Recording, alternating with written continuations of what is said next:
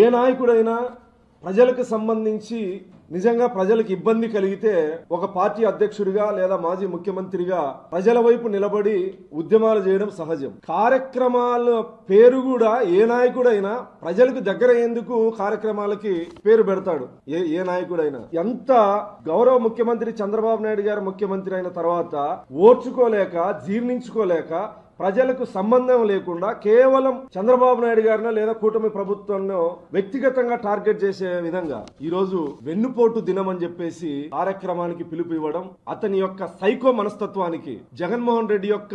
నీచ మనస్తత్వానికి, జగన్మోహన్ రెడ్డి యొక్క రాక్షస మనస్తత్వానికి ఇదొక నిదర్శనం. నువ్వు నిజంగా ప్రజా శ్రేయస్సు కోరే నాయకుడు అయితే ప్రజల్ని దగ్గర చేసుకునే విధంగా ప్రజా ఉద్యమాలకు పోరాటాలకు పేరు పెడతారు తప్ప ఇలాంటి నీ సైకో తత్వాన్ని బయట పెట్టే విధంగా, నీ ఫ్యాక్షన్ మనస్తత్వాన్ని బయట పెట్టే విధంగా, నీ యొక్క నీచ మనస్తత్వాన్ని బయట పెట్టే విధంగా ఇది గతంలో రోషయ్య గారు ముఖ్యమంత్రిగా ఉన్నప్పుడు కూడా ఇలాగే వ్యవహరించినటువంటి వ్యక్తి, కిరణ్ కుమార్ రెడ్డి గారు ముఖ్యమంత్రిగా ఉన్న ఇలాగే వ్యవహరించినటువంటి వ్యక్తి, ప్రస్తుతం చంద్రబాబు నాయుడు గారు ముఖ్యమంత్రిగా ఉన్న ఇలాగే వ్యవహరిస్తున్నటువంటి ఒక సైకో మనస్తత్వం కలిగినటువంటి వ్యక్తి. సంవత్సర కాలం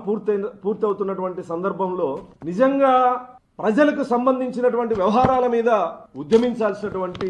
ప్రత్యర్థి పార్టీ నాయకుడు కేవలం వ్యక్తిత్వ హననం చేసే విధంగా, చంద్రబాబు నాయుడు గారిని అగౌరవపరిచే విధంగా, ఇతర రాష్ట్రాల్లో ముఖ్యమంత్రి గారి గౌరవానికి భంగం కలిగించే విధంగా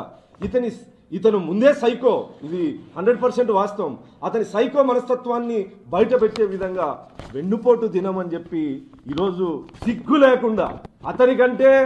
జగన్మోహన్ రెడ్డి గారికి బుద్ధి ఉందో లేదో నాకైతే తెలియదు, ఇంకిత జ్ఞానం అనేది ఉందో లేదో నాకైతే తెలియదు.